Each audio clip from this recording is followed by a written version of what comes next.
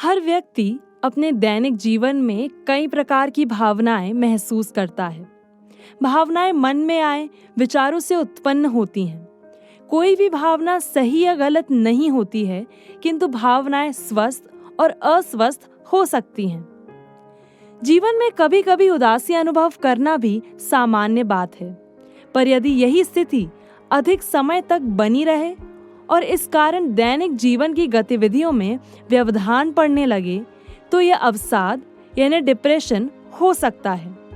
केवल एक मनोवैज्ञानिक या मनोचिकित्सक ही अवसाद की पहचान कर सकता है, हम नहीं। अवसाद विभिन्न भावनात्मक बदलाव और शारीरिक समस्याओं को जन्म देता है। आज हम अवसाद यानी डिप्रेशन के कुछ लक्षणों और इसके प्रबंधन के तरीकों को जानने का प्रयास करेंगे। तो चलिए देखते हैं, मन के हारे हार है, मन की जीते जीत।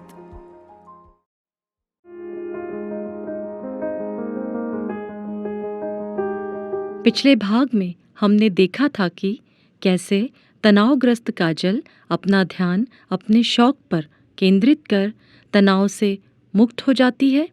इस भाग में देखेंगे पवन क्यों गहन अवसाद में चला गया है।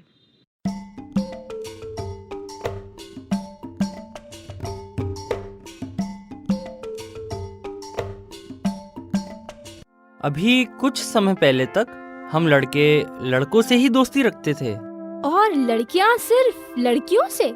लगता है हम बड़े हो रहे हैं।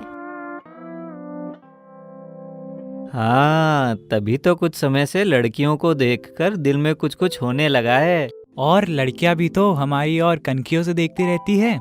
शायद हम भी उन्हें अच्छे लगते हैं। हाँ, इस उम्र में लड़के लड़कियों को सजने संवरने का शौक लग जाता है। मैं तो दिन में भी सपनों में ही खोया रहता हूँ कि काश कोई मुझे भी पसंद करे। पवन को ही देखो, हरदम रूपाली को ही निहारता रहता है। ये ही पवन पहले लड़कियों से कितनी दूरी बनाकर रखता था, और अब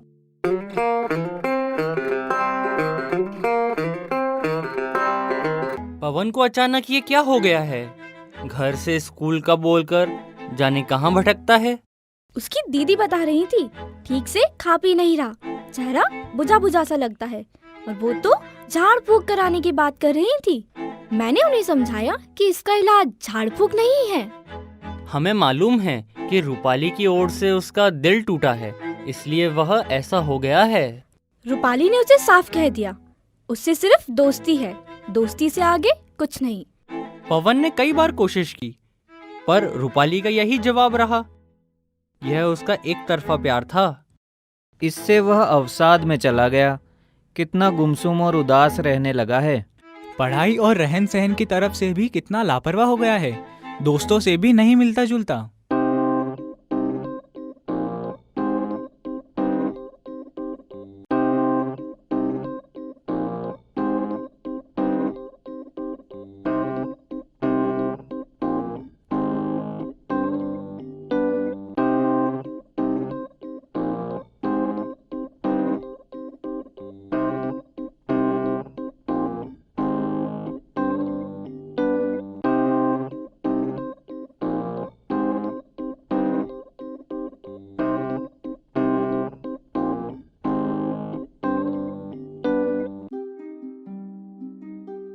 पवन, कैसे हो? शाला क्यों नहीं आ रहे हो? और ये क्या हाल बना रखा है? प्लीज मुझे अकेला छोड़ दो। मैं न किसी से बात करना चाहता हूँ, न ही जीना चाहता हूँ। शायद मुझे कोई पसंद नहीं करता। मेरा दिल टुकड़े टुकड़े हो गया है। समय का मरहम सब घावों को भर देता है दोस्त। पवन, उठो, ऐसे मुंह लटकाए मत बैठे रहो। आज हम HSC के पास जा रहे हैं, तुम भी चलो। मुझे कहीं नहीं जाना।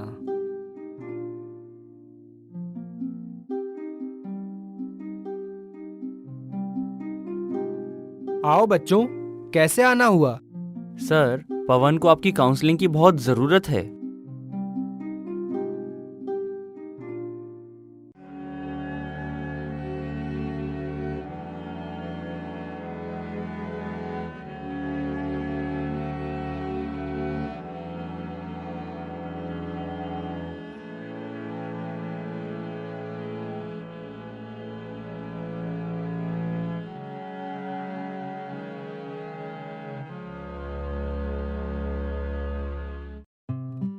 इस उम्र में हार्मोनल परिवर्तन के कारण लड़के लड़कियों के बीच आकर्षण स्वाभाविक है। हाँ, जैसा पवन के साथ हुआ।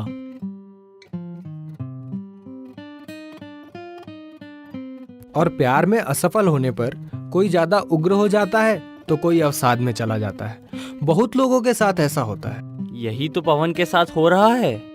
पवन, तुम्हारी यह उम्र पढ़ाई करने, कौशल बढ़ाने और भविष्य निर्माण करने की है। अब मैं कुछ नहीं कर पाऊंगा। मैं तो सब कुछ छोड़कर रूपाली को चाहने लगा था, पर उसने। पवन, जिसे तुम प्यार कह रहे हो वह महज किशोरावस्था में होने वाला आकर्षण है। तुम्हारा रूपाली की ओर झुकाव था माना, पर उसे भी तुम्हारे लिए हो यह जरूरी नहीं है। इस उम्र का आकर्षण बहुत बार स्थायी नहीं रहता। दूसरी जिम्मेदारियां आने पर यह गौण भी हो सकता है। जीवन के दूसरे पहलू भी अहम है। तुम्हारी कितनी महत्वाकांक्षाएं हैं, तुम कितना कुछ करना चाहते हो। तुम्हें लगता है कि तुम्हें प्यार नहीं मिला, पर तुम्हें जी जान से प्यार करने वाले हम तुम्हारे दोस्त हैं ना। तुम्हारे माता पिता हैं, भाई बहन हैं, इन संबंधों का भी अपना महत्व है। पवन, अभी तुम्हारा करियर बनाने का समय है। हताश हो जाओगे तो कुछ नहीं कर पाओगे। सर, क्या अवसाद प्यार में असफल होने पर ही होता है? नहीं, दूसरे भी कई कारण हैं, जैसे नौकरी ना मिलने पर, नौकरी छूट जाने पर, या सही उम्र में शादी ना होने पर, और परिवार में अनबन होने पर, आर्थिक नुकसान हो जाने पर। ऐसे में कई लोग आत्महत्या जैसे गलत कदम उठा लेते हैं, पर यह समस्या का हल नहीं है। जैसा आपने बताया, यह स्थायी समस्या नहीं है। शांत दिमाग से सोचने पर इसका समाधान हो सकता है। हाँ, शायद इस अवसाद में मैं भी कोई गलत कदम उठा सकता था, पर अब ऐसा नहीं करूँगा। ऐसे में किसी अनुभवी की सलाह ही सही निर्णय लेने में मदद कर सकती है। ऐसे में सच्चे दोस्त ही साथ देते हैं। हाँ, बिल्कुल ठीक समझे। हर एक दोस्त जरूरी होता है। हर एक दोस्त जरूरी होता है।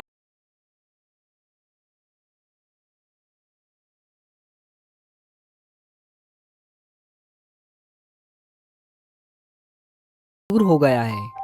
अब मैं अपने अंदर की नई ऊर्जा अनुभव करता हूँ। यही तो हम कह रहे थे कि मन के हारे हार है, मन के जीते जीत। रंजीत अपना मन कैसे जीत पाएगा? इस भाग में हमने देखा कि सच्चे दोस्त किस तरह पवन के अवसादग्रस्त मन को सकारात्मक सोच से जीवन के प्रति नई ऊर्जा से भर देते हैं। अगले भाग में देखना है कि रंजीत कौन है और उसकी तंबाकू गुटखे की आदत दोस्त छुड़ा पाते हैं या नहीं। देखी गई कहानी के अनुसार हम कुछ मुद्दों पर चर्चा करेंगे। किशोरावस्था में विपरीत लिंग के प्रति आकर्षण पर चर्चा करें। अवसाद किन किन कारणों से होता है? पवन अवसाद में क्यों आ गया था? अवसाद के लक्षण क्या होते हैं? अवसाद का तन मन पर क्या प्रभाव पड़ता है? प्यार में असफलता से होने वाले अवसाद को कैसे दूर कर सकते हैं? अवसाद होने पर किनसे चर्चा करें? अवसाद का उपचार किस तरह किया जा सकता है? याद रखने वाले मुख्य संदेश। अवसाद क्या है? दुख की भावना, दैनिक गतिविधियों में रुचि या खुशी का ना होना आदि लक्षण अवसाद के हो सकते हैं। अवसाद एक गंभीर चिकित्सीय बीमारी है जो व्यक्ति को नकारात्मक रूप से प्रभावित करती है। अवसाद विभिन्न भावनात्मक बदलाव और शारीरिक समस्याओं को जन्म देता है। अवसाद या डिप्रेशन एक ऐसी मानसिक स्थिति या स्थायी मानसिक विकार है जिसमें व्यक्ति लंबे समय तक उदासी की अवस्था में अकेलापन, निराशा, कम आत्मसम्मान और आत्म प्रताड़ना महसूस करता है। बहुत ज्यादा डिप्रेशन की वजह से व्यक्ति आत्महत्या करने तक की भी सोच लेता है। दोस्तों के दबाव का नकारात्मक प्रभाव, नींद नहीं आना या बहुत अधिक नींद आना, ध्यान केंद्रित ना कर पाना, भूख ना लगना या अत्यधिक भूख लगना, बात बात में झल्लाहट या क्रोधित हो जाना, लोगों से मिलने में असहजता महसूस करना, अत्यधिक संवेदनशील हो जाना, नकारात्मक या भ्रामक विचारों से घिरे रहना, काम में मन नहीं लगना या डर लगना, जो काम पहले आसानी से कर लेते थे उसमें कठिनाई महसूस करना, गुमसुम या अकेले रहना, हर समय थकान महसूस करना, चक्कर या बदन दर्द महसूस करना।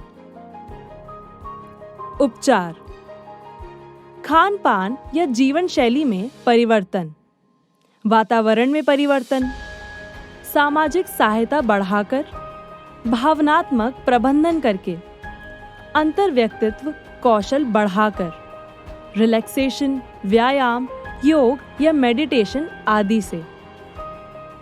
अवसाद या डिप्रेशन के लक्षण दिखते ही तुरंत डॉक्टर से सलाह लें। हर व्यक्ति के अवसाद में लक्षण अलग अलग होते हैं।